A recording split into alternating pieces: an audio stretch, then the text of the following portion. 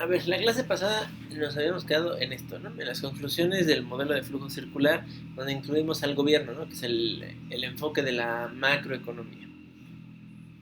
Y nos quedamos en este último asunto de cómo de dónde deben venir los recursos para cubrir los déficits, sea de deuda contraída en el mercado de capitales o incrementar los impuestos. Ustedes habían llegado a una conclusión, a mí me pareció muy interesante,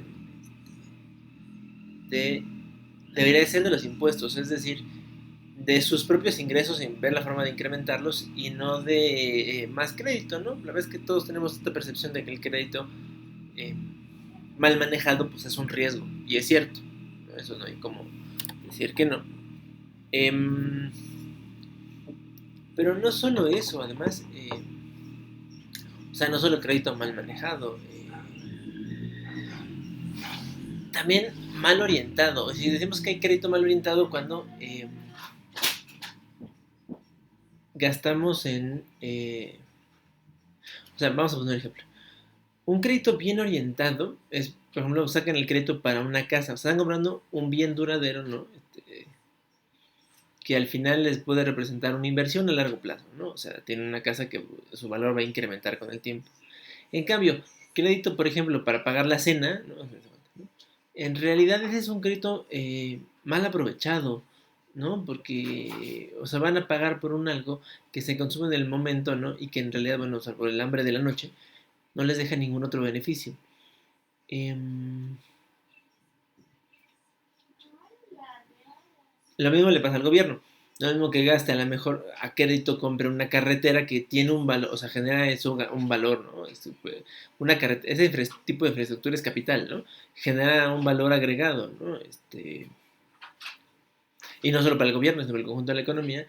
Y otra cosa es que gaste, por ejemplo, los pida prestado pues, para repartir pavos en Navidad. O sea, digo, está padre, ¿no? Que repartan pavos en Navidad, pero hay cosas más interesantes las que podría gastar el gobierno, ¿no?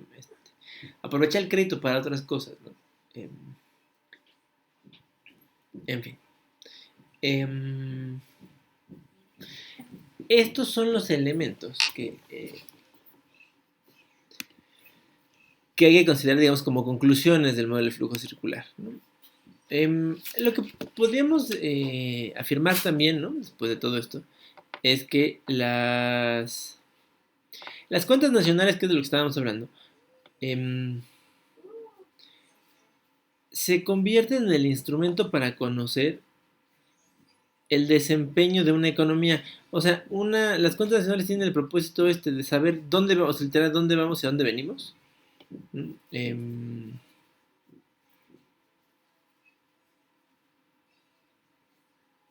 Eso les hace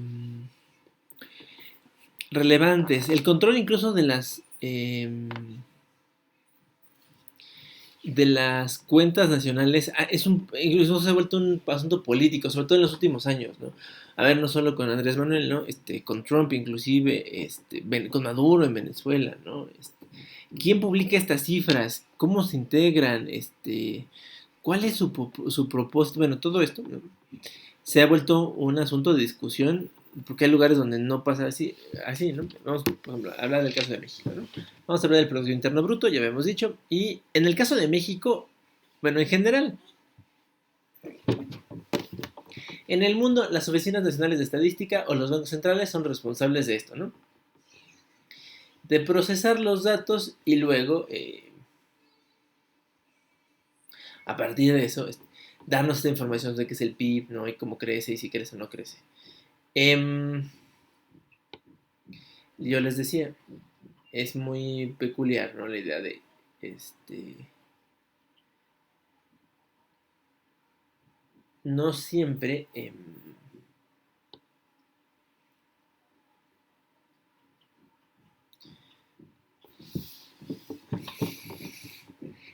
las oficinas de estadística, los bancos centrales, son autónomos. Cuando decimos son autónomos quiere decir que, aunque son parte del gobierno, el ejecutivo, ya ves, el presidente, el primer ministro, no puede decidir sobre el, ni quién es el titular, y menos aún, perdón,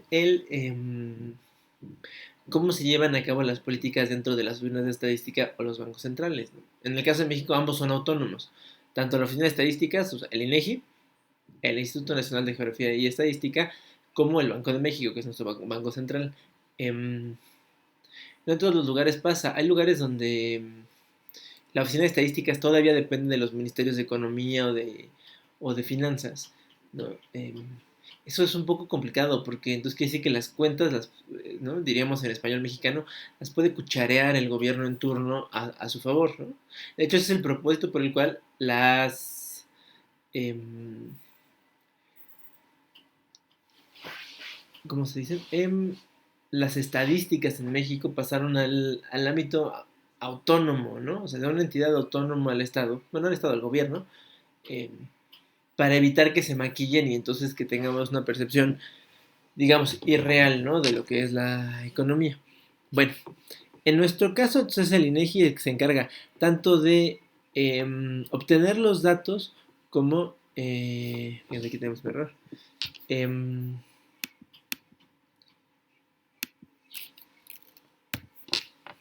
como de convertirlos en información. A ver, quizá tomemos un segundo para esto. Distinguir entre datos e información. Fíjense, yo siempre he dicho, ¿no? Uno de los grandes males del siglo XXI es que tenemos un exceso de datos, pero falta de información, ¿no? O sea, por eso, ¿por qué no es lo mismo? Y no, en realidad no son lo mismo, parecen, ¿no? Cuando digo datos e información, estoy hablando de lo mismo. Datos es cualquier registro de alguna cosa que sucede, ¿no? El número de veces que ustedes van al baño es un dato, tanto como el número de personas que compran un producto o la cantidad de, por ejemplo, lo que ingresa en caja en la cocina económica más cerca de su caja, no sé, es lo que sé. Em, Ahora, pues esos son datos, ¿no? Pues muchos hay, ¿no? La diferencia es que con los datos, ¿qué se puede hacer con los datos? Es ahí donde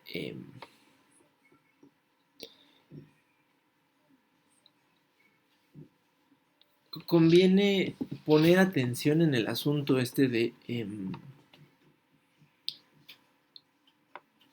¿para qué usamos los datos? ¿No? Los datos están ahí desagregados. Cuando no tienen ningún orden, pues no significan nada para nosotros, ¿no? Fíjense, contar cuántos vehículos pasan enfrente de la esquina de su casa, para ustedes no tienen ningún, o sea, digo, más allá de plena ociosidad, no tendría ningún otro propósito, ¿no? Eso no tiene un para qué, no utilitario, es decir, no es que a fuerza tenga que ser un para qué, sino, por el simple hecho de ser, un dato pues no está conectado con nada, ¿no? Los datos no están conectados con nada. Cuando esos datos los puedes conectar con un algo, por ejemplo, si conectaran la información de cuántos coches se paran frente a su casa contra, pensemos, cuántos de ellos se bajan repartidores, entonces ya tiene un sentido, ¿no? Se puede identificar a qué horas del día eh, y en qué forma. Eh, Se hacen entregas en su domicilio, ¿no? Repartidor puede ser cualquier cosa, de comida, de mensajería, de lo que sea. Eh, Entonces, información es cuando procesamos o sea, dato es el registro, ¿no? De alguna cosa. E información es cuando a ese registro le damos una utilidad o le damos un propósito, ¿no? Lo conectamos con otra información, ¿no? Ahora es información, ¿no? Las noticias, pues se dice que son información, porque no solo es, fíjense, bueno, hay noticias que son noticias y unas que podemos descartarlas como noticias, ¿no? O sea, que nos cuenten, por ejemplo, como por ejemplo, hoy, ¿no? La mañanera donde el presidente regresó después de haber estado convaleciente por COVID, este, es información, porque no solo es el dato aislado de una persona que se recupera, es el dato concreto, ¿no? Del jefe de Estado mexicano que después de una crisis seria, regresa a trabajar y que tiene además una serie de planes para ahora que volvió a la actividad pública, ¿no? Un dato sería, bueno, pues ayer domingo 7 de febrero se recuperaron, no sé, 10,000 personas de COVID, ¿no? Pues ahí hay 10,000 personas, pero ¿eso qué significa? ¿A dónde va, no? Ahí estaría la diferencia. O sea, al INEGI le toca a las dos hacer tanto el registro de la información, el registro, de los datos como procesar la información, ¿no? Y darnos productos que, que nos ayuden a tomar decisiones, tanto como personas en lo individual, como empresas e inclusive el gobierno, ¿no? Toma decisiones conforme a la información de el INEGI. En el caso del PIB, podemos decir que el PIB es la suma del valor de todas las operaciones de bienes y servicios finales, más la inversión bruta, más las compras gubernamentales, más el saldo de exportaciones e importaciones. ¿Eso qué quiere decir? Que el Producto Interno Bruto es el reflejo del consumo, ¿no? De bienes finales. Ya habíamos explicado por qué de los bienes finales. ¿Se acuerdan por qué de los bienes finales y no de los bienes intermedios?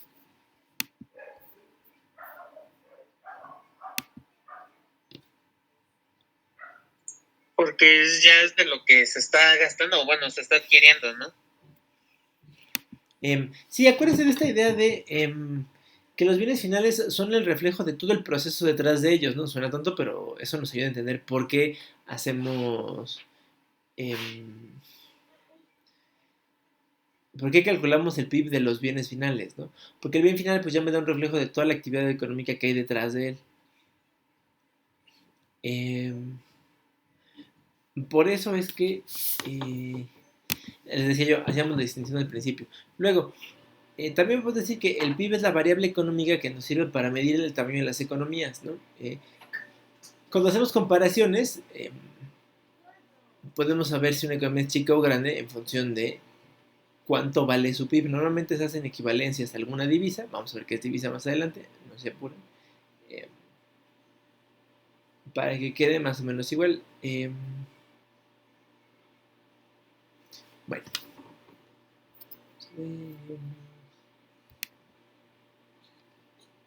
Esto ya lo habíamos dicho, ¿no? Las cuentas nacionales son el instrumento para conocer el desempeño de una economía.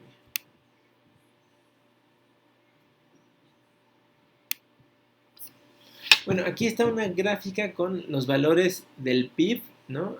Del lado derecho, que son las barritas verdes.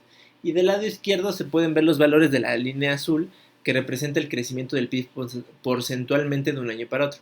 Primero las barritas verdes. A ver, si vieran las barras verdes, digo, no se pueden dar cuenta, 2020 es muy malo.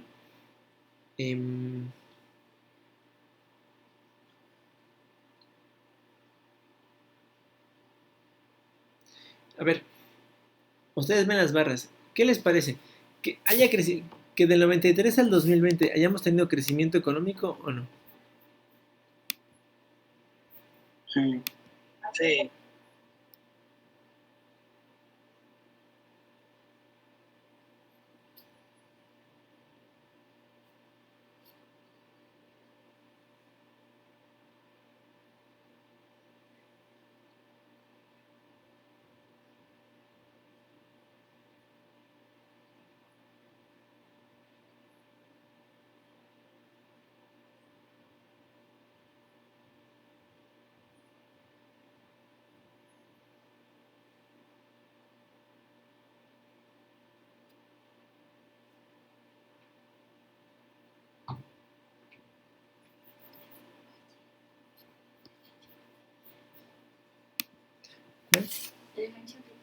¿Cuál amorcito?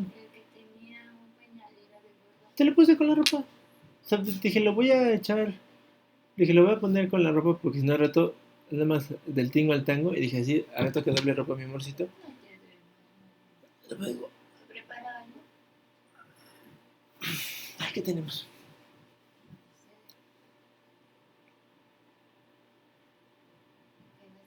Ay, Dios, que me siento todo. Y estos así silencios. Y ni están escribiendo. Pues porque lo estoy viendo en el chat y no están escribiendo. Nada. Bueno. A ver. Visto así, pareciera que hay una tendencia a largo plazo, ¿no? Casi 30 años de crecimiento económico, ¿no? Esto de pronto contradice algunas tesis, ¿no? Que dicen, ay, que hace los 30 peores años de México. No, en realidad ha habido un tipo de crecimiento. ¿Cuál? Vamos a ver. El punto más alto es 2019, donde la economía, el conjunto de la economía mexicana equivalió a 24 billones de pesos. Ojo, no es una cifra para hacer menos, ¿no? Creo que con ustedes ya había preguntado, pero puedo volverlo a hacer sin ninguna duda. ¿Ustedes creen que la economía mexicana, es una economía pequeña? O sea, entre las de la economía 50 hacia abajo, somos 190 países, no más o menos. ¿Somos una economía mediana, o sea, estamos entre la 20 y la 50, o somos una economía grande, entre la 1 y la 20?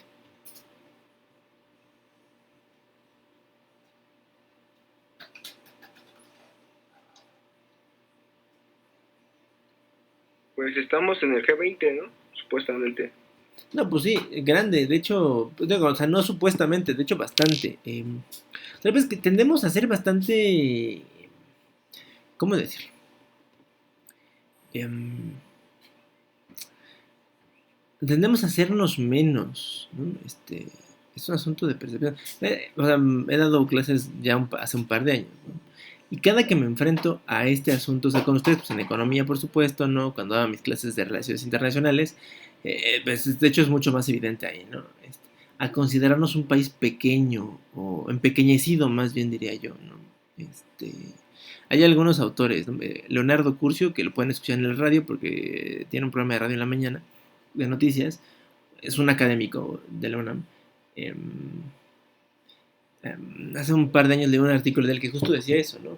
Los mexicanos tendemos a vernos demasiado pequeños, estamos tan metidos en nuestros problemas que tendemos a vernos demasiado pequeños en el mundo, pero ojo, es un país grande geográficamente, o sea, de tamaño, grande poblacionalmente, o sea, somos mucha gente, y grande económicamente.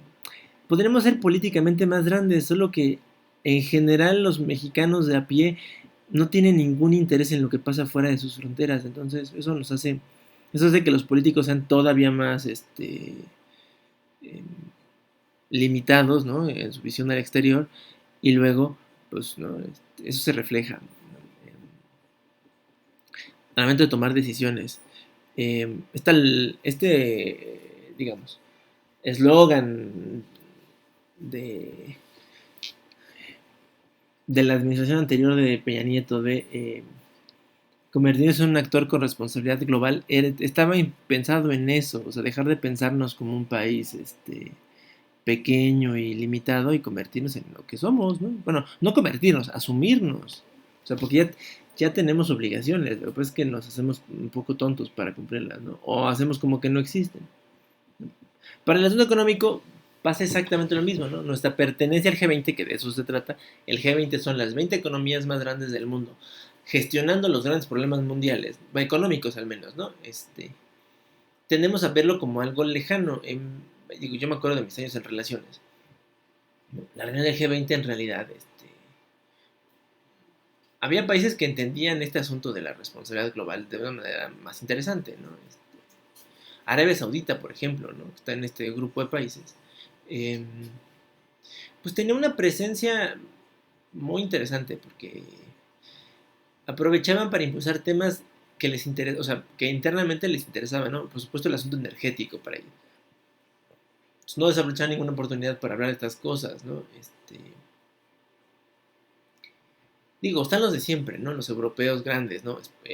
Francia, Reino Unido, Alemania, Japón, ¿no? Estados Unidos, ¿no? Pero Canadá, que por alguna razón es un país muy grande, o sea, por alguna razón, digo, la explicación es muy sencilla, una colonia británica que no pasó por ningún hecho mayúsculo de violencia y que salió victoriosa en la Segunda Guerra Mundial, pues no es poca cosa, ¿no? Em, pero bueno, Canadá inclusive, que es bastante más amigable con el mundo, ¿no? Entiende que el G20 es un espacio para que haga ahí algún intercambio político. Y nosotros tendemos a verlo muy limitado, ¿no? Digo, el presidente, la única vez que participó en el G20 el año pasado, ¿no? Se echó algunos comentarios así de llevar su agenda política interna, ¿no?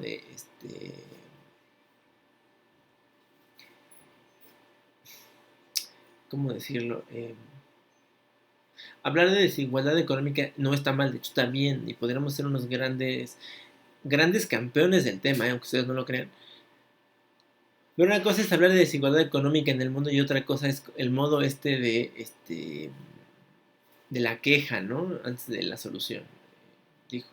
Yo creo que ahí estamos perdiendo un espacio importante. Pues, yo quién soy sino solo su maestro de economía para decir esto, ¿no? Bueno, el asunto de entender que es una economía grande es eso, ¿no? Las variaciones que ver, vamos a verlo cuando, bueno, la cifra ya 24 billones de pesos, pues es muchísimo. ¿Alguien se puede imaginar esa cifra? Bueno, ¿alguien sabe siquiera cómo se escribe esa cifra? ¿Cuántos son 24 billones de pesos? ¿Cuántos ceros lleva?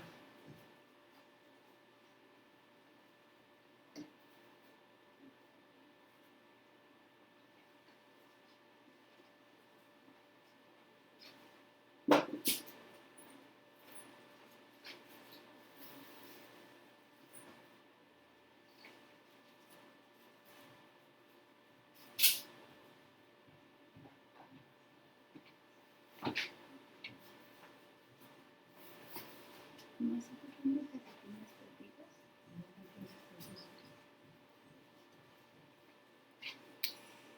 12 ceros, ¿no? 12 ceros, porque un billón es un millón de millones. O sea, imagínense, un millón ya nos parece una cifra bastante grande, ¿no? Ahora imagínense tener un millón de millones. O sea, creo que mentalmente cuesta trabajo imaginarlo, ¿no? A ver, para que se den una idea. La fortuna de Carlos Slim, que es mucho dinero, ¿no? 50,000 millones de pesos.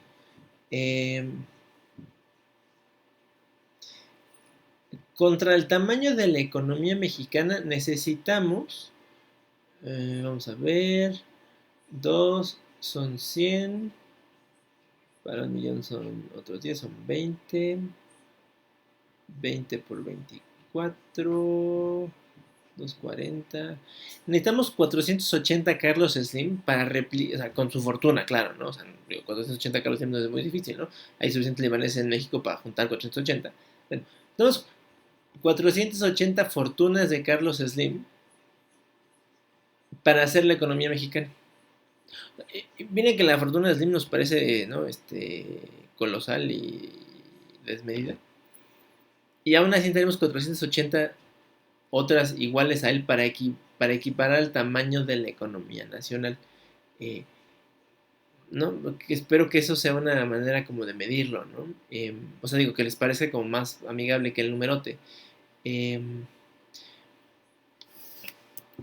Entonces, claro, fíjense, por eso cuando hablamos de reducciones, por ejemplo, como del año, fíjense, de 2019 a 2020 pueden verlo, ¿no? Hay una reducción del 8%, ¿no? La economía decreció 8%. El 8% de 24 billones son,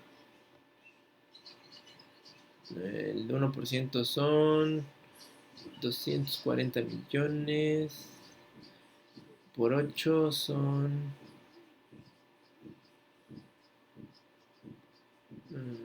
240,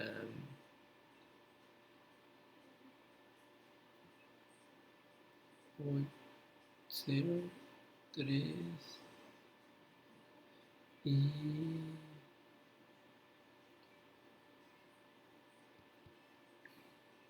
como 1,130,000, ¿no?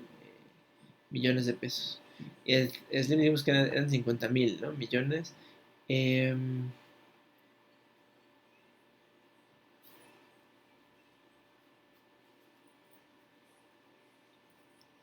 O sea, necesitamos algo así como, o sea, más o menos, la economía se redujo como perder la fortuna, perder como 25 fortunas de Carlos Slim, más o menos, ¿no? Profesor, eso es mucho, eso es poco, pues imagínense lo que le costó al señor Slim haber construido su fortuna, ¿no? En tanto tiempo, y bueno, y en un año se perdieron eso, como unas 24 fortunas de Slim. A ver, repartidos entre todos los mexicanos, ¿no? O sea, eso explica, ¿no? La pérdida de empleos, bueno, más bien, ese número refleja la pérdida de empleos, el cierre de empresas, la reducción de salarios, la reducción de las ventas, ¿no?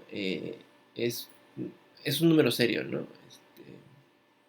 De pronto hay porcentajes que luego en economía nos parecen como muy insignificantes, como esto, ¿no? La economía crece el 2%, y bueno, ¿y eso qué es, no? Bueno, pues es esto. Yo se los decía al principio, ¿no? Bueno, en la clase del viernes.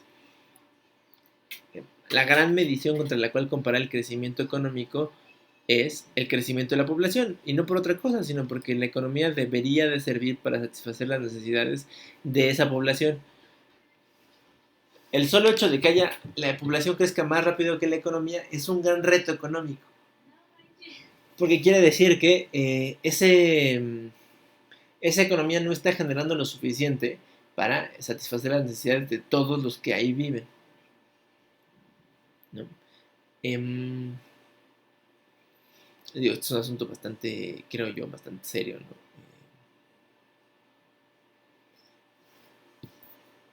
El cual deberíamos considerar. Bueno, a ver, pregúntense esto. Yo les decía, ¿no? El PIB es la suma del valor de los bienes y servicios en un año. Entonces aquí sería la pregunta, ¿qué efecto tiene la inflación? A ver, ¿alguien sabe qué es inflación?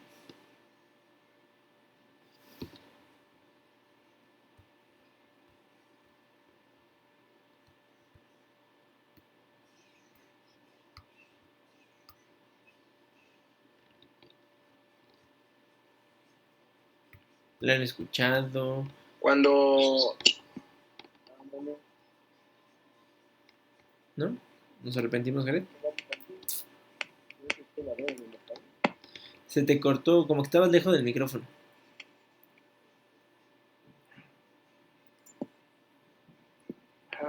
Cuando la moneda de tu país no vale tanto en el mercado. No ¿Los demás necesariamente. países? No necesariamente, pero a ver, vamos a ver. ¿Alguien más que tenga alguna idea? ¿A qué le suena inflación? Que se incrementan los precios. Tan fácil y tan claro como eso, ¿no? Es que lo que también dijo Jared se puede ver, pero es una manera, digamos, más enredada de ver la inflación. Simple y sencillo, ¿no? Está la definición. La inflación solo es el incremento de los precios en un periodo determinado. Lo que nos interesa no es que suban hoy, sino que en un periodo, en un lapso, haya un incremento, ¿no? Esto es bastante perceptible, en primer lugar, la inflación, ¿no? O sea, ustedes pueden hacer memoria de cuánto están los gansitos en su infancia y cuánto cuestan hoy, y entonces ya sufren porque se dan cuenta de que los gansitos eran más baratos antes, ¿no? Eh, ¿Cuánto se gastaban? Cuando estaban en la secundaria, ¿cuánto se gastaban para ir al cine? O sea, ¿cuánto costaba una ida al cine con ustedes, ¿no? Contra, háganlo ahora, ¿no? Está más complicado. Eso es inflación. La inflación tiene dos, digamos, medios hermanos, ¿no? Uno es la deflación, o sea, el proceso por el cual en un periodo de tiempo los precios caen. Eh, Tampoco está bueno, tampoco crean que es un proceso deseable. Lo vamos a ver. Hay un ejemplo aquí de qué pasa cuando tenemos deflación. Y el otro que es como el otro peor hermano de la inflación es la hiperinflación. Quiere decir que hay una subida muy rápida de los precios, ¿no? Que termina por destruir el poder de compra de los salarios. Voy a explicar. La hiperinflación quiere decir que en un periodo de tiempo corto, pensemos 6 meses o un año, para la economía pues eso no es tanto, ¿no? Los precios pueden subir más del doble, o el doble al menos. Nuestra experiencia en México es que en el año 86-87, ya hace muchos años, ¿no? Tuvimos una inflación del 104%. Ahora, ¿eso qué es, no? Bueno, eso quiere decir que eh,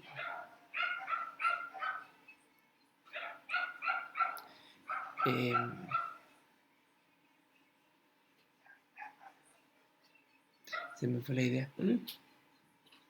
Bueno, a ver, que me quedé de inflación. Hiperinflación.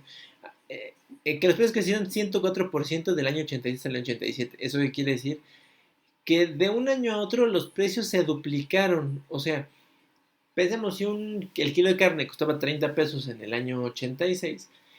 En el año 87, el mismo kilo de carne, sin hacer nada más, pasó a costar de 30 a 60 pesos, ¿no? O sea, imagínense eso, que de este año o sea, del 20 para el 21, los precios subieron a ese ritmo, y entonces este año, después de comprar carne a 150 pesos el kilo, la carne esté en 300 pesos el kilo, ¿no? Sé que suena descabellado, pero ya nos ha pasado y ya sabemos cómo se siente.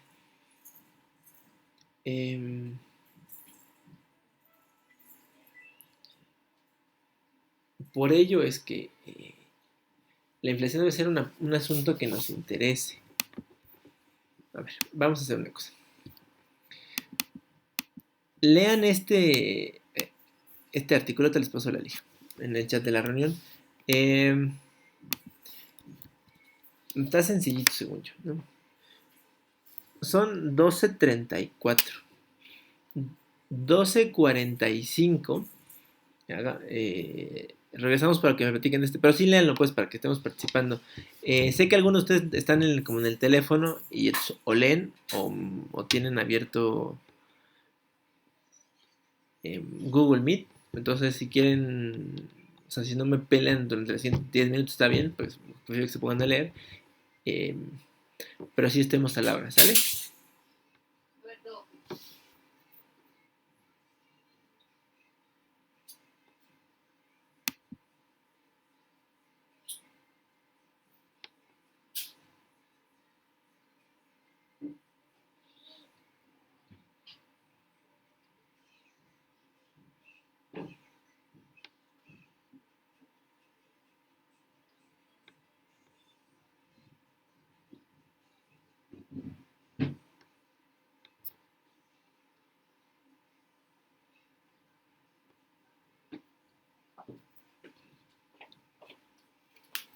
Guarda dinero, un regalo que me robó una pata.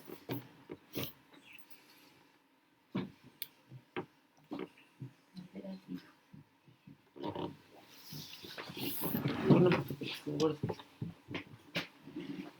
En gordo nomás te se repele. Pero te estoy dando la razón. ¿Por qué tiraste todas las cosas, niño? ¿Eh? Si tú tiraste todas las cosas, yo creo que tu mamá está doblando ropa, no lo que esté tirando los juguetes. No, ¿Cómo te dé la todo esto es porque usted hace tiradero. Si no hubieras todo tirado, no tendrías por qué aventar los cables en tu cuna. Puro aventadero, puro roquero, puro es todo esto, ya lo voy a tirar. No, porque ni puedes estar.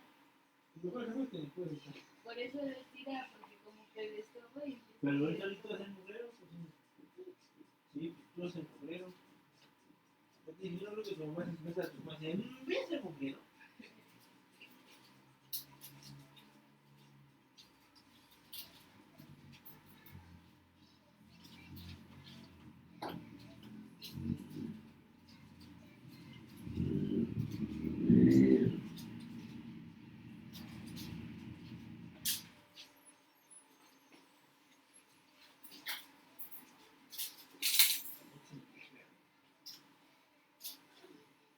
¿Te acuerdas que una vez descubriste cuando grabas pantallas se graba sin sonido y era porque tú le dabas grabar sin sonido? Ajá. ¿Cómo le dices?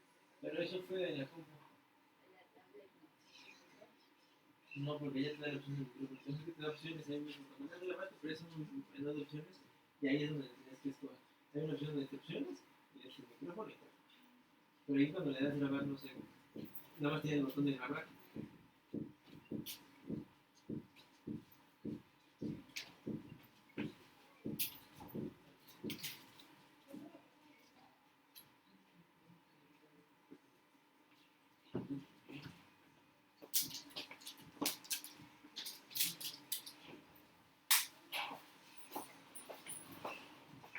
No nos echa los porque no nos dejamos. Que si no, también deja al Nicky donde yo lo dejé.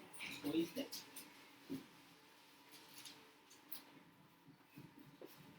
ahora, ¿por qué se están peleando? Porque supongo, acomodo una cosa y la va a aventar otra vez. Ah, sí. Es muy gracioso, hijito. Y hace rato que tuve que quitar los letras porque se echó la encima. Hasta que un día. ¿Qué haces? ¡Oye! No, No. de todas. ¡Qué caray! Síguele, gordito, vas a ver. Fíjate. Pues llega.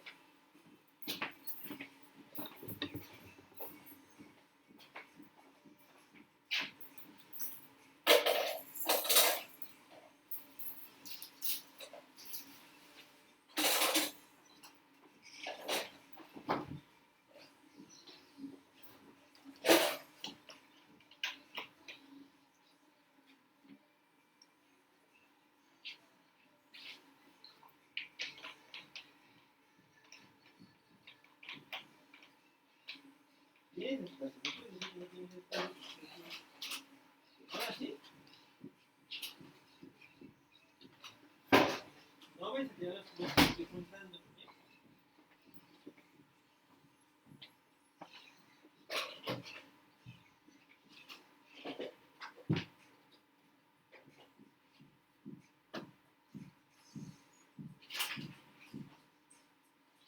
Gordo, nos falta un lado, ¿eh? Nos falta ahora el otro. Gordo. ¿Dónde está hecho el gordo? ¿Lo habéis metido? Esto no es para que tú la mientes. Para que juegues, no para que los ambientes. Y falta un imán, ¿eh, gordo?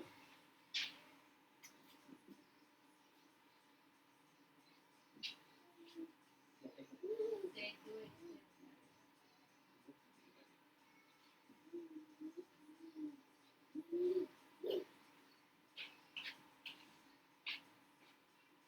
Esa marca se tiene Y pedido. está sucio.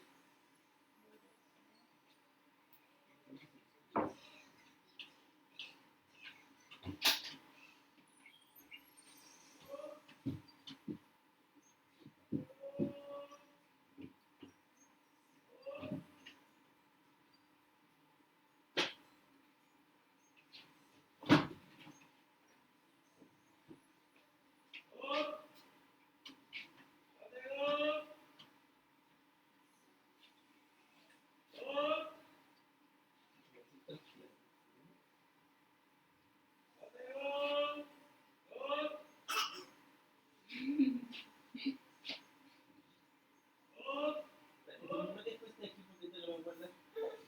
Sí, te lo voy a guardar. Está bien limpio.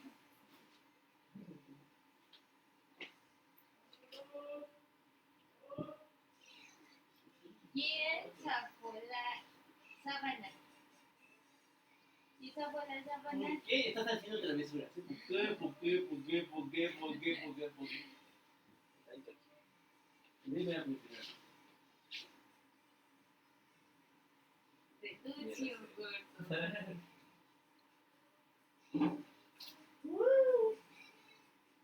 Hola. Es divertido poder compartir tu amistad.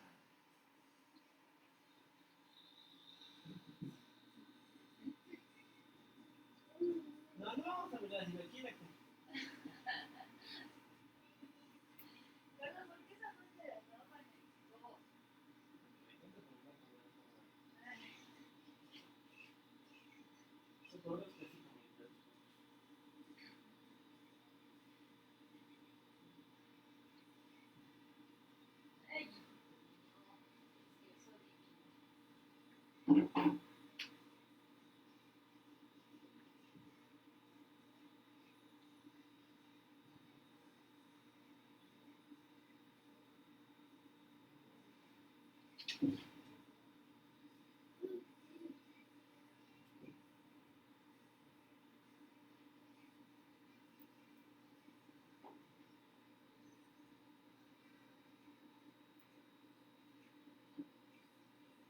ahorita te sale de tener la regañarse.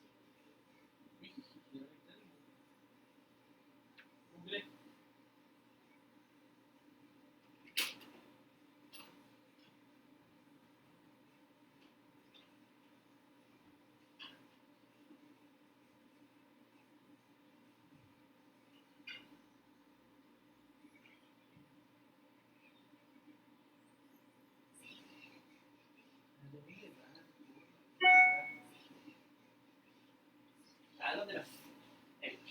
¿A dónde vas? Uno, dos, tres.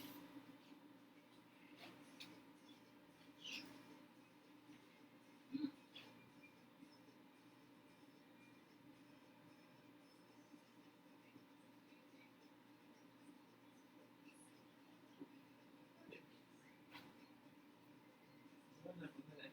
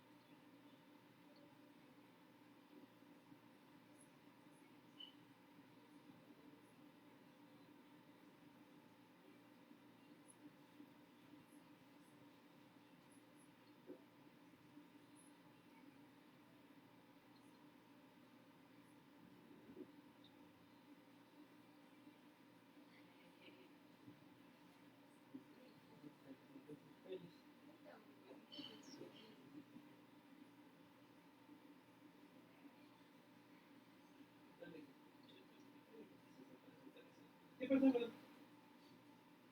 Pero mi vida quiero que ¿oíste? ¿Me viste, gordo?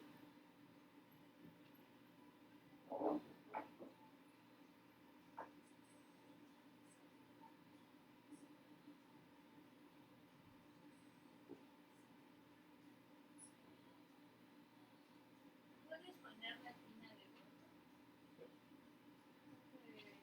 Un poquito. Y eso de que te crece.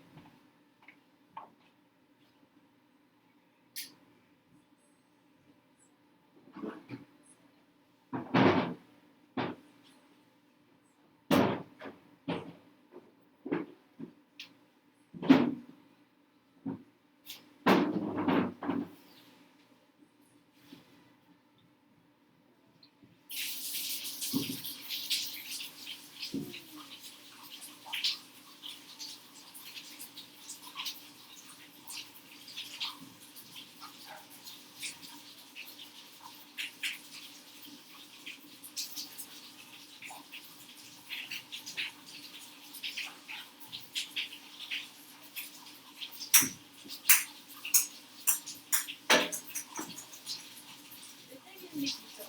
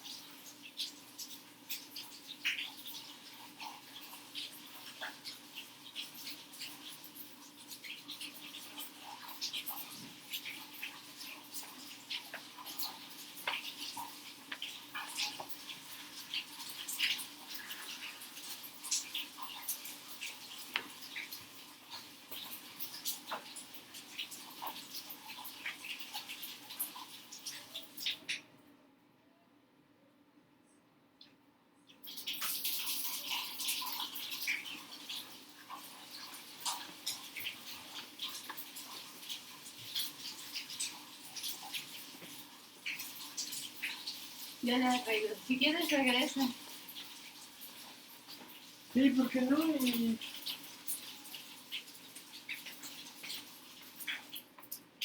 Sí. No, nomás era lo que acababa de... ¿Está bien el elefante? Adiós a mi elefante. Dios. Bueno, vamos a comentar. A ver, ¿de qué va el artículo?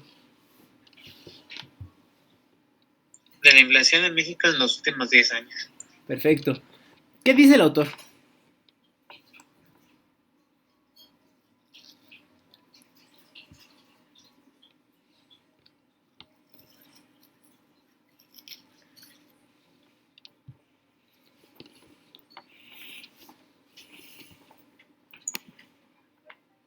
A ver, Brian, ¿ibas a decir algo? Sí, pues nos cuenta el autor que valga la redundancia, qué es inflación y cómo se da el fenómeno.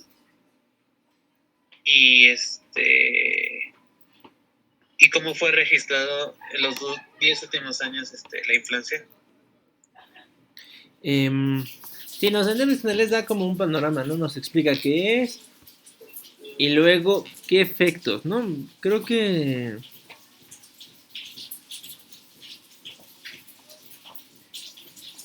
Lo interesante es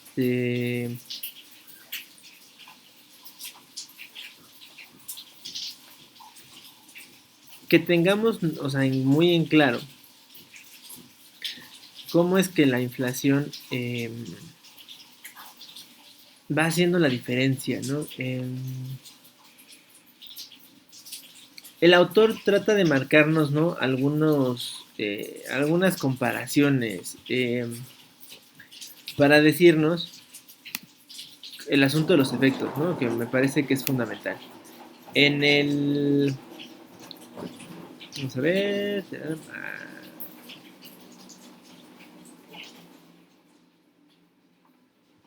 En el uno 2 en el tercer párrafo, ¿no? A más de explicar, ¿no? El asunto de los porcentajes, da una equivalencia de cuánto se ha ganado o cuánto se ha perdido. A ver, ¿alguien?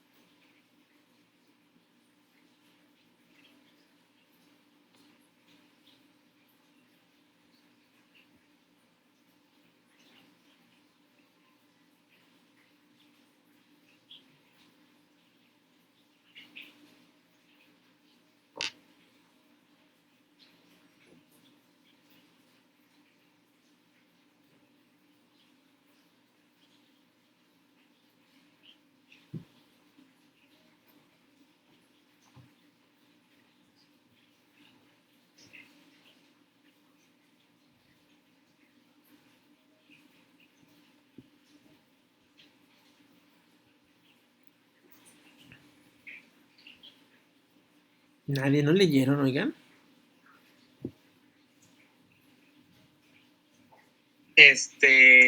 Pues el año que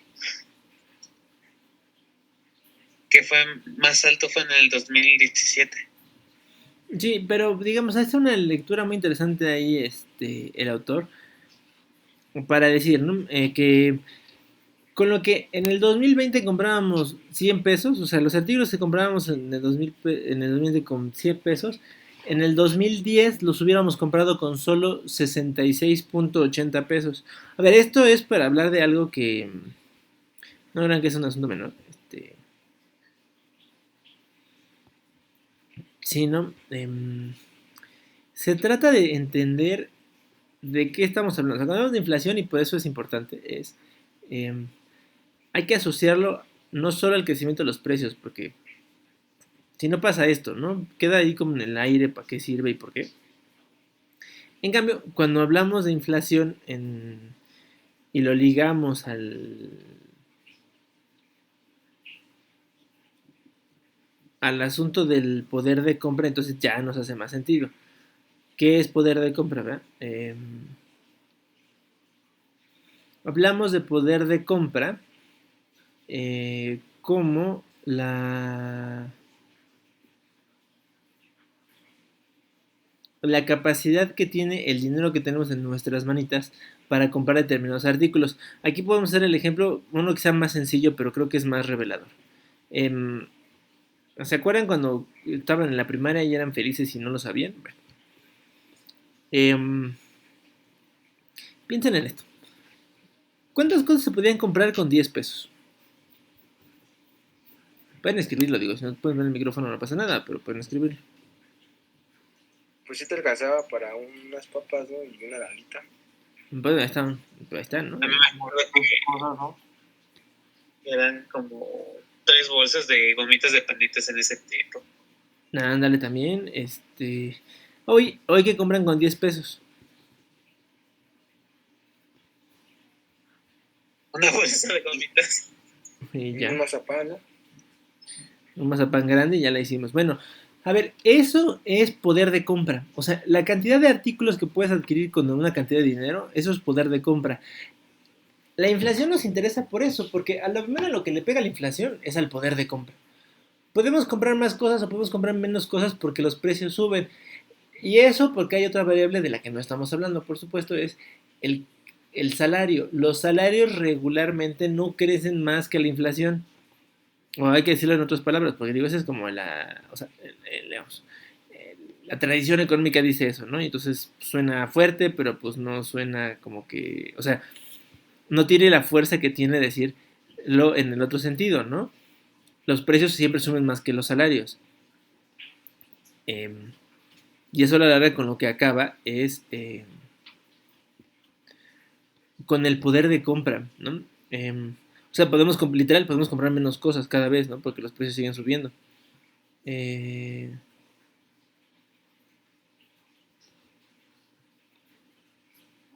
esto ha hecho, esto hace que nos importe el seguimiento de ¿cómo se llama? Del crecimiento de los precios, porque no nada más es, bueno, pues no, o sea, hay inflación y es muy lindo y ya, no, al contrario, se trata de, hay inflación, hay que hacer algo con la inflación, ¿no? Y ese algo que hay que hacer se llama, pues vigilarla, que no crezca de más y sobre todo empujar a los salarios para que, ¿no? No queden debajo de la inflación, o sea, no solo por un mero asunto de números, sino todavía más importante, eh, que para que no se pierda el poder de compra, ¿no?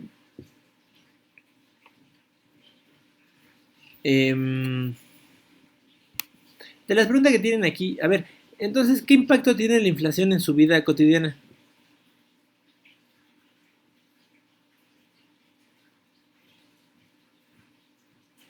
Pues en el artículo menciona que los que primero ven como que la inflación son las familias, ¿no? Simplemente cuando vas a comprar un alimento ya no te alcanza por la inflación. Sí, no, perfecto, y eso lo pueden reflejar ustedes en su vida diaria, ¿no? O sea, o sea, no es necesario solo, digamos, leerlo o pensar en un ejemplo muy elaborado. Piensen ustedes en su día a día. ¿Cuántas veces se han enfrentado a esto, no? Desde lo más simple, van a invitar a la novia o al novio al cine, ¿no? Y se dan cuenta que, pues, a lo mejor hace 3 4 años, ¿no? Con 200 pesitos la armaban para una salida al cine y hoy no se puede. Y no se puede no porque ustedes no quieran, sino simplemente porque cuando haces cuentas ya no salen las cuentas, ¿no? Para hacerlo. Entonces es un modo en el que se ve, ¿no? Pero ya hay muchos muy similares, ¿no? Eh, cosas que notamos que han incrementado los precios porque cuando queremos adquirirlas o ya no podemos o no podemos adquirir la misma cantidad, ¿no? Eh, y bueno, de llevar el registro de los precios, pues ya lo dije yo, ¿no? Se trata de entender qué pasa y cuánto suben, ¿no? Sobre todo para poderle hacer frente, ¿no? Se trata de que no más digamos hay inflación, sino de que podemos decir eh, que podemos hacer algo. ¿Qué pasó? La Toño no lo vi. Ah, está afuera todavía, estaba diciendo. Gracias. Bueno, siendo así, conviene ver qué ha pasado con la inflación. O sea, cuánto han crecido los precios de un año para otro, ¿no? Y entonces aquí tenemos una gráfica muy simpática que nos dice año con año, ¿no? Medido de enero a enero, cuánto subieron los precios. Resulta ser que nuestro peor año es del año 96 al año 97, donde en la historia reciente los precios subieron 48%. No es tanto como el ejemplo que les di de las décadas de los 80, pero pues es considerable.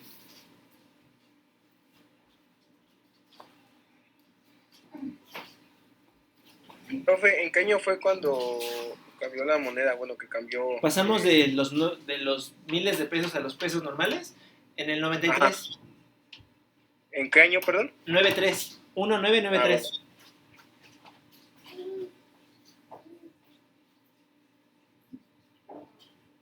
De hecho, por eso, si se dan cuenta, es nuestro año de referencia. A ver, o sea, la inflación está ligada con eso, ¿no? O sea, si tuvimos que hacer ese movimiento tan exótico fue porque en la década de los 80 los precios subieron, o sea, el peor año fue 86-87, ¿no? Donde subió el 104%, pero durante toda la década la inflación subió más o menos como el 1200%, o sea, digo, no es que todos los años subiera el 100, pero subían el 89, el 94, el 99, ¿no? 800%, perdón. Eh, en una década, mucho.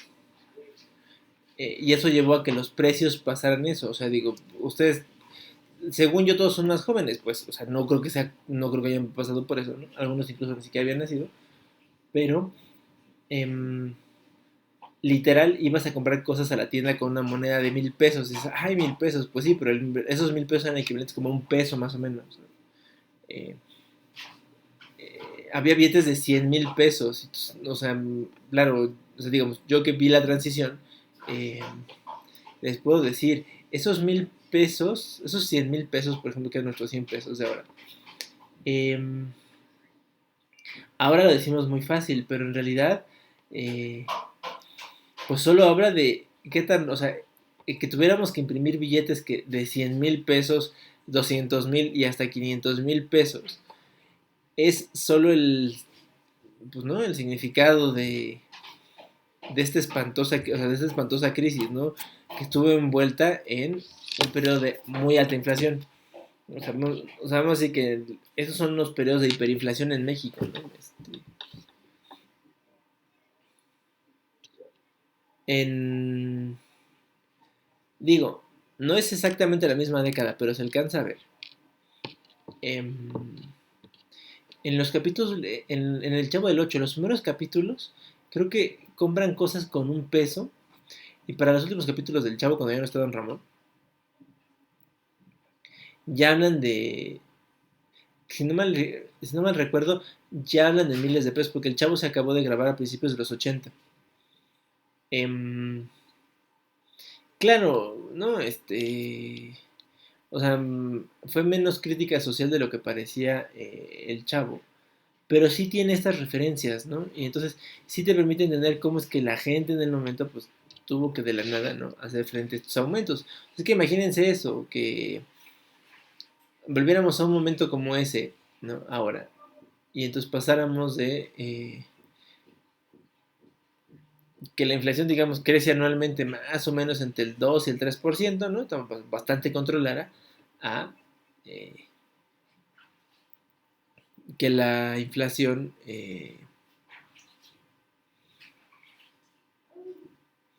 pues volviera a esos niveles de que de un año a otro pues, se dupliquen los precios, pues sí estaría así medio terrible, ¿no? O sea, que acabáramos la década del 2020, la década de los 20 del siglo XXI, en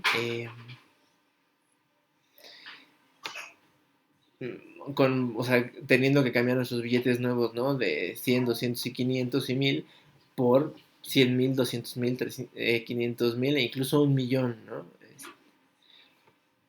Muy feo. Bueno, después de quejarme,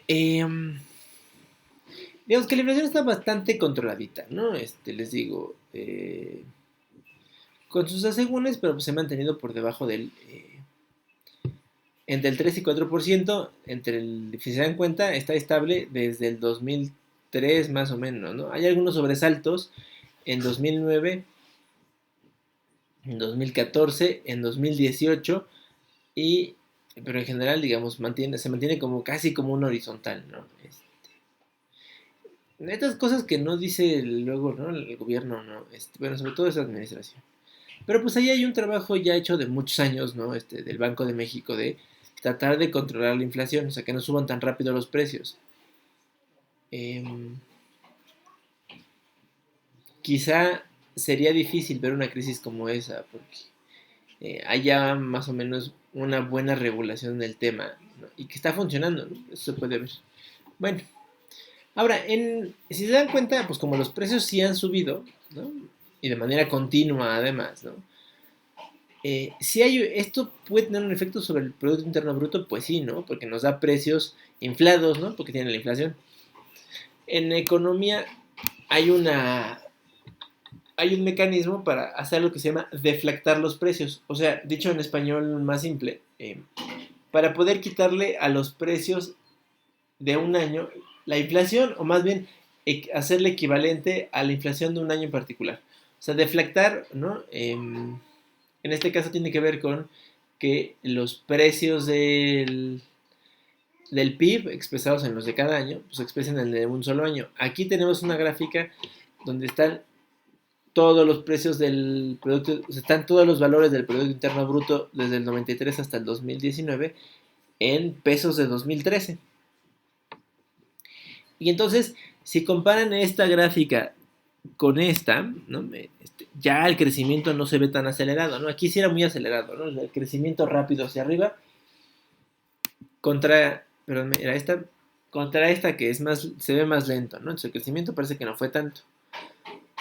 Ahora, al quitarle el efecto de la inflación a los precios del PIB, notamos un par de cosas, ¿no? En el 2000, en la gráfica anterior, pues de 96 a 97 hasta parecía que había crecimiento económico, ¿no? Que es el punto más alto de esta gráfica.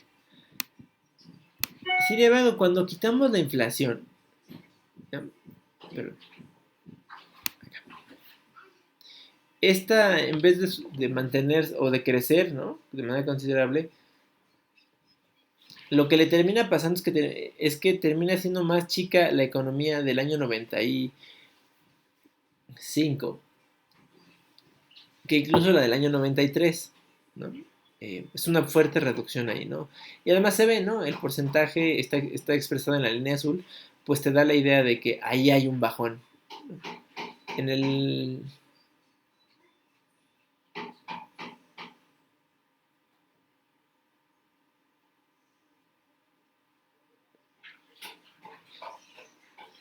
En el 2001 tuvimos otra recesión económica, ¿no? La primera de la década de los 2000, justo previa a la invasión a Afganistán por Estados Unidos.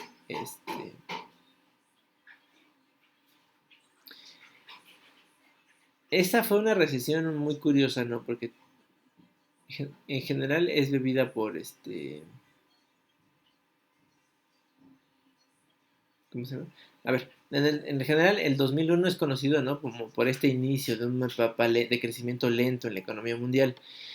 El 2009, bueno, pues ese es eso que vemos ahí, esa caída brutal del Producto Interno Bruto, es resultado de la recesión económica del 2009, ¿no? Sin mucha pérdida, ¿no? El 2013 es el cambio de gobierno. En el 2018 hay otra vez como una especie de caída que continúa hacia el 2019 y probablemente el 2020 sea mucho más catastrófico, ¿no?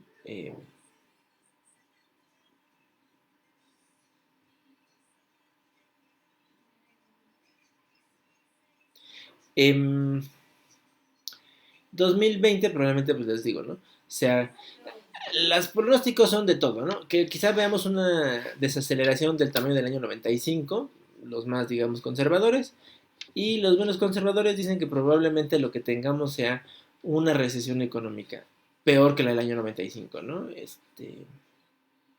Ya quitándole el efecto de la inflación, ¿no? Los datos se publicarán en el 25, que ya no estamos aquí, pero pues de todos modos conviene hacer notar esto, ¿no?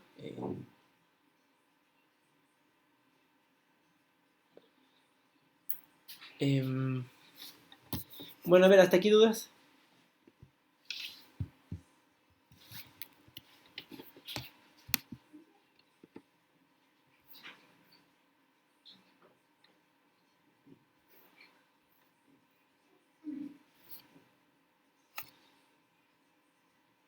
Ya, yo sí tengo. A ver, Brian. Entonces, podemos decir que la inflación, cuando aumenta el precio de los productos, pues no, como usted dice, no perdemos, pero no hay tanta cantidad de, ¿cómo se llama? Valor adquisitivo. El poder adquisitivo disminuye, ese. Es, Sí, justo, ese es el gran problema. El problema de la inflación es ese. Apúntenlo y esa es una meta que ustedes tienen para su vida, ¿no? O sea, saber esas cosas para ustedes, digo, más allá de la clase de teoría económica de la universidad, mi salario siempre debería de crecer por arriba de la inflación, por un asunto muy sencillo, porque quiero generar ahí un patrimonio, ¿no? Y poder ahorrar, y para que no me coman la subida de los precios, ¿no? Porque si mi salario sube menos o no sube, entonces lo único que está pasando es que la inflación se está comiendo el poder de compra. O sea, piensen en el ejemplo ese, ¿no? Que dijimos de lo que comprabas con 10 pesos. O sea, si tú tuvieras todavía un ingreso de 10 pesos a la semana, probablemente no pudieras hacer gran cosa, si no es que nada, ¿no? En algún momento el camión va a subir, todo va a subir y ya no va a alcanzar para nada. Em, Vamos a ver un escenario un poco más adelante sobre qué pasa cuando los precios caen, cuando hay deflación, ¿no? Hay gente que dice que deberíamos regresar a un esquema como ese, pero la última vez que hubo una deflación en este planeta, bueno, y que comenzó en un par de países, se volvió una espiral, me gusta a mí decirle, una espiral de la muerte, ¿no? Caían los precios, caían los salarios, caían los precios, caían los salarios, eh, caían las ventas, caía la producción y volvían a caer los precios y así. Es una espiral que parecía que nunca, no tenía fin, ¿no? De hecho, los gobiernos tomó muchos años recuperarse. O sea, la Segunda Guerra Mundial parece que no, pero ayudó a frenar el efecto, digamos, de la espiral de la muerte. Y justo las políticas posteriores a la Segunda Guerra Mundial fueron las que más o menos fueron ayudando a restablecer la economía mundial, que no solo la de un país. Pero bien, Brian. ¿Los demás? ¿Alguna pregunta, queja, aclaración, duda?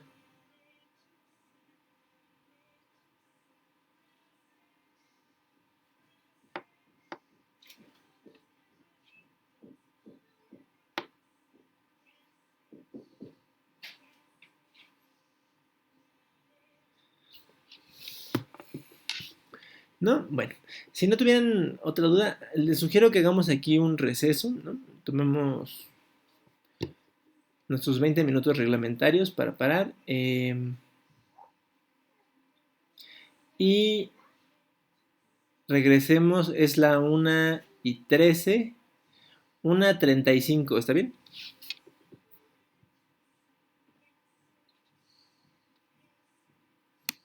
Sí, profe, sí. Sí, profe.